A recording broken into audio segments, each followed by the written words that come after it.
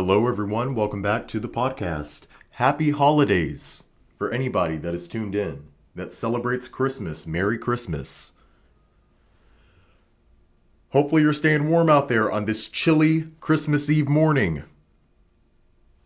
Here in SWFL, the current temperature is 40 degrees. That may sound like, not sound like anything to a lot of people across the country, but here in South Florida, we're not used to temperatures getting no lower than 55. So we are freezing our butts off. In this segment of the podcast, we are going to be discussing the 4 Idaho students. And I want to focus on how the 2 remaining roommates, the 2 surviving roommates, claim they didn't hear anything go on. Allegedly. I've always tried to wrap my head, ever since coming across this case, how 4 people in a 3-story home could be murdered, brutally attacked.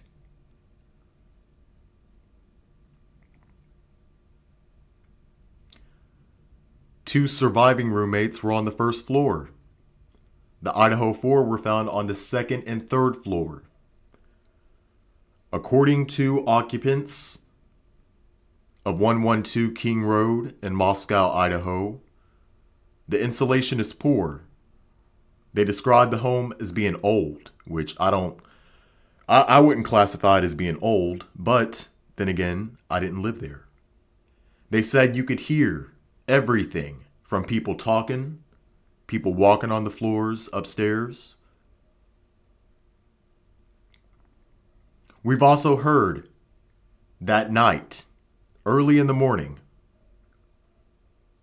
when this happened, that the neighbors reported hearing a scream. You guys remember the contradictory neighbor. That first reported the house is known to be a party house and to be busy even around 2 o'clock in the morning. But for some odd reason, this fateful morning, it was dead silent. The neighbor found it odd until they heard a scream right before they were closing their eyes to go to bed. According to the neighbor, they didn't much think anything of it because the house is a party house. They just assumed that someone was up after all. Maybe they were partying. It's not the case. The reason why I'm bringing this up and reminding you guys of the neighbor is, think about this. If the neighbor heard a scream, the people in the house must have heard the scream. If someone across the road or someone that lives beside the house, not even inside the house, someone that lives outside the house, people in the apartment complex, people in the surrounding houses, if they could hear something come from the 2nd and 3rd floor, then the people on the 1st floor must have heard something transpire that night. I would like to provide a disclaimer that all things that I'm discussing right here fall under the Copyright Act, Section 107 of Copyright Act 1976. Allowance is made for fair use for purposes such as criticism, comment, news reporting, teaching, scholarships, education, and research. All parties that we are discussing are innocent until proven guilty in a court of law. The 2 remaining roommates have been cleared, from my understanding. If there was a struggle, we all seen the crime scene photos by now. We all seen the blood that was dripping out of the house that was coming from Madison Mogen's room. That was a brutal struggle. And that's a lot of blood being lost for it to seep out of the walls of the house. When the perpetrator entered the home, assuming that he came through a window, would these two roommates hear him walking, making his way to the rooms? Ethan Chapman was found outside of the room, which tells me that he was awake during the time. He was probably allegedly up to get something out of the refrigerator, up peeing in the middle of the night, had to use the bathroom, Who knows? But he was not found inside the room. He was found outside of the room.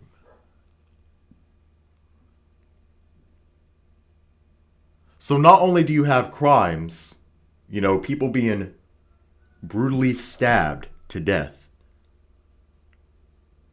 in 2 bedrooms, but outside of the 2 bedrooms. Owners of the previous house have mentioned that it's poorly insulated. Now, I don't know if it's went under any renovations. I don't know if it's been renovated. I don't know if it's been updated. The construction, the building, I don't know.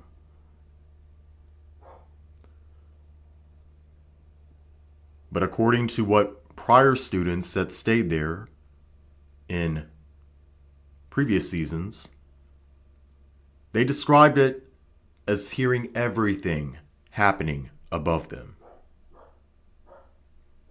To give you a refresher of what happened the following morning, when the Idaho 4 were reported initially by police, it's being said, allegedly, that one of the roommates discovered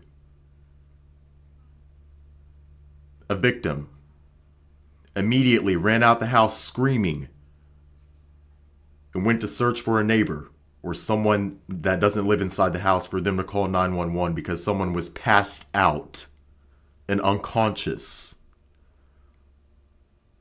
Which leads me to my next point. If you're reporting that a person is unconscious and they're not breathing, and how the crime scene has been described as being bloody and gruesome, why would you assume that they're just unconscious? Did one of the roommates, whoever initially reported the crime and walked in to this unconscious person laying on the floor, did they not see the blood that was all around them? Did they not see the blood on the walls, the floor? Must have been something seeping after it happened. Clearly noticeable that a person is just not unconscious, but they have been stabbed to death. If you want to play devil's advocate,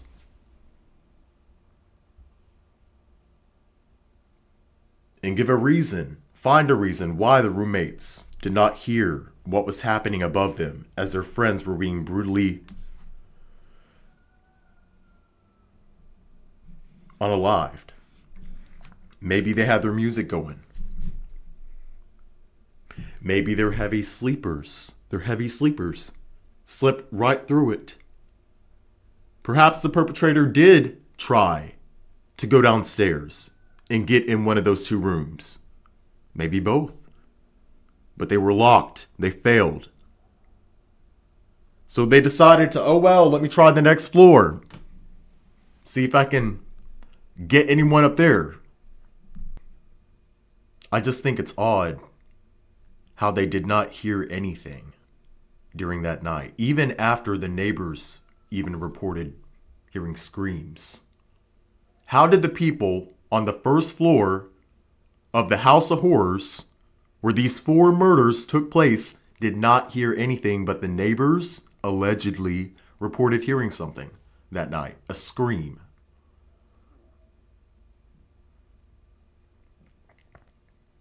And it was described by other people as being dead quiet whenever it was normally busting with life. Students partying. We've seen the body cam footage of parties being hosted at 1122 King Road without the occupants there. Had it being called on the phone, hey, did you know that there's a party going on at your house by people that don't even live here? So why would you think, if it was so quiet over there, is what people describe, that would even increase the chances of these two surviving roommates hearing something on the second and third floor. Quiet as a mouse. Footsteps. Bashing. Screams. Stuff hitting the floor. Objects being thrown. Anything.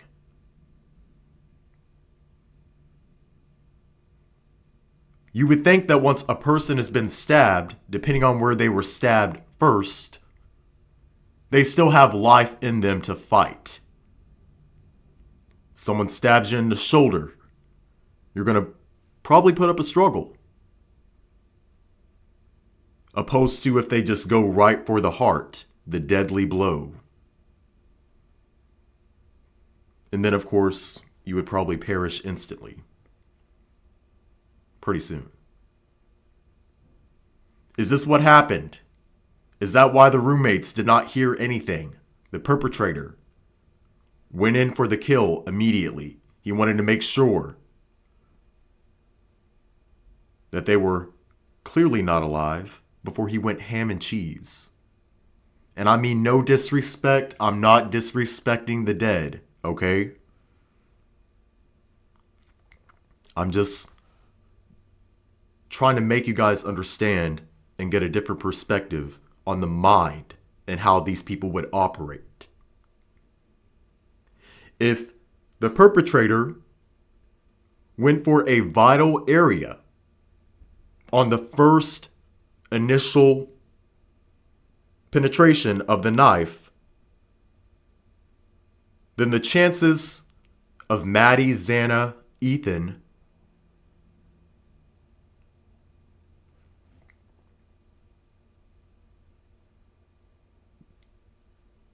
they're not going to say anything. They can't. They've been stabbed. So even if they were trying to call out for help from one of their peers, probably not going to be heard. The life is slowly being drained out of them as they're being attacked.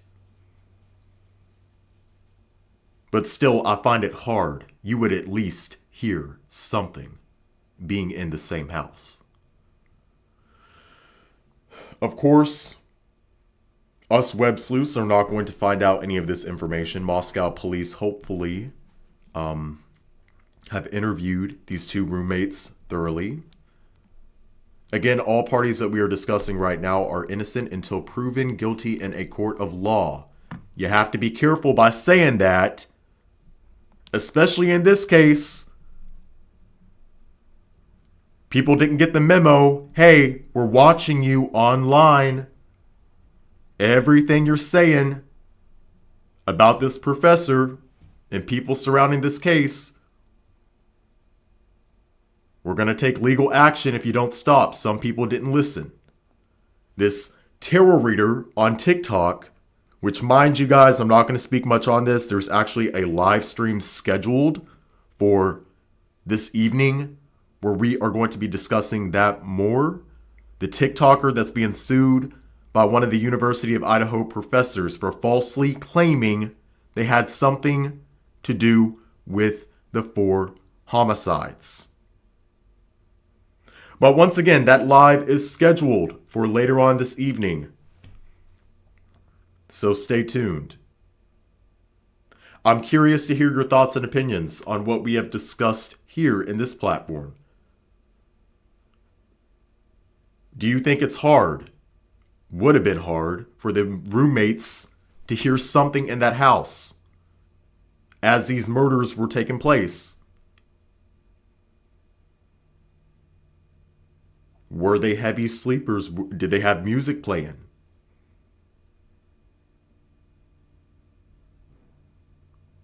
Or perhaps they have told police things that we don't know. And that's none of our business. It's not our place to know. Remember to keep comments respectful in my comments section. Thank you guys for watching. Be sure to subscribe and like the video on your way out, along with keeping up to dates with the Idaho 4. Make sure that bell notification is turned on. That way, each time I upload a video or go live, you will be notified. Happy holidays to everybody, and I will catch you on the flip side.